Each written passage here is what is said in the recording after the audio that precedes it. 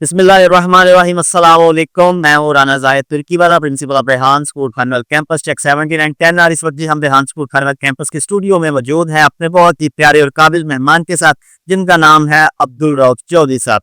इन्हें फखरे बुरे वाला भी कहा जाए तो गलत नहीं होगा। आज से आए हमारे बच्चों से मुलाकात की, हमें वक्त दिया, हमारे बच्चों ने सवाल किए, इन्होंने जवाब दिए, उनके इल्म में इजाफा किया। हम इनके तहे दिल से मशहूर हैं।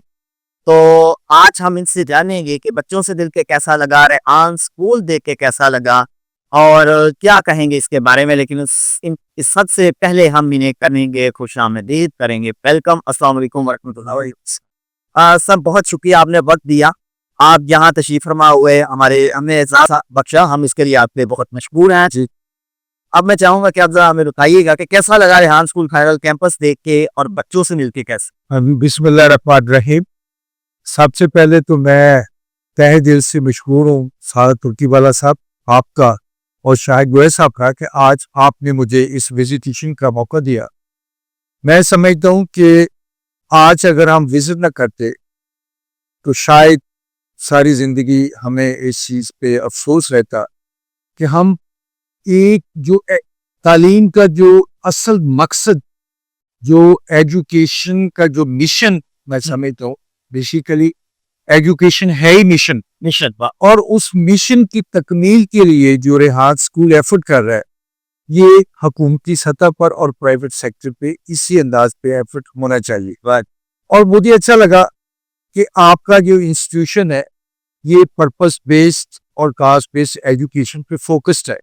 अल्हम्दुलिल्लाह। और जो आप लोगों का पिवटल रोल है, जो आपका जो पिवटल एम है या ऑब्जेक्टिव है, वो है कि स्किल डेवलप करना और बच्चों को लेटेस्ट ट्रेंड पे प्लेस करना।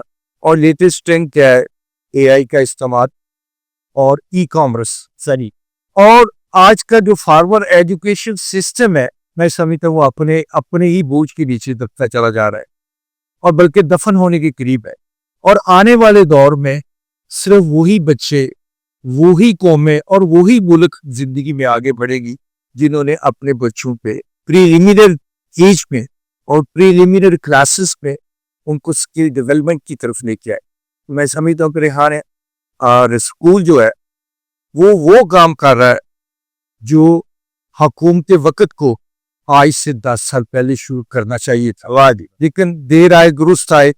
रेहान स्कूल को मैं अप्रिशिएट करूंगा और उसके साथ साथ आपको रेहान अल्लाह वाला को भी अप्रिशिएट करूंगा कि आप लोग खानेवाल के पैराफ्रेज में बैठ के वो काम कर रहे हैं जो लाहौर और डेवलप सिटी में बैठ के बड़े स्कूल नहीं करते। तो मैं खुद चाहूंगा कि इस चीज को जो आप ये कास्ट बेस्ड इंस्टीट्यूशन का रंग करें कि हम इंशाल्लाह बहुत जल्द आप लोगों की कोऑर्डिनेशन से और रेहान स्कूल के कोऑपरेशन से इस सिस्टम को ऐसा चीज रेप्लिकेट करेंगे बुरे वाला।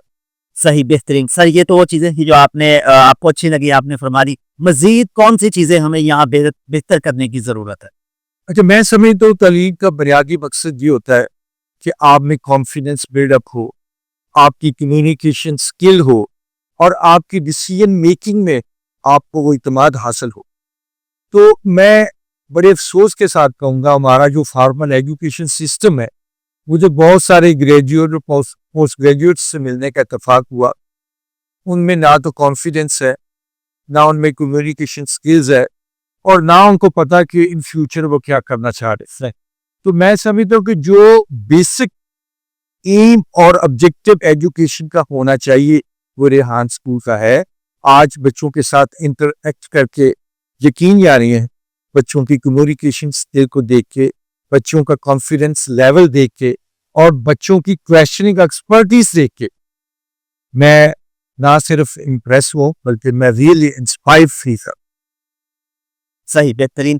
तो क्या कहेंगे शाहिद हसन जोया साहब के मुतालिक, जो रेहान स्कूल सिस्टम को खानेवाल कैंपस 17 एंड 10 पर प्लेयर है, क्या सही दावा? मैं शाह जोया साहब को एक दफ़ा फिर अप्रिशिएट करूंगा कि उन्होंने रेहान स्कूल की हबीयत और उनका जो फोकस है एजुकेशन पे, उसको देखते हुए उन्होंने ये इनिशिएटिव लिया बुरे वाला के देहात में खानेवाल में अपने गांव में। तो ये उनका सोसाइटी बिल्डिंग में और ह्यूमन डेवलपमेंट के लिए उनके एंड पे बहुत बड़ा कंट्रीब्यूशन है। ये एजुकेशन इंस्टीट्यूशन ना सिर्फ खानेवाल बल्कि ये पूरे साउथ पंजाब में इस सिस्टम को प्रमोट करने का बायस बनेगा।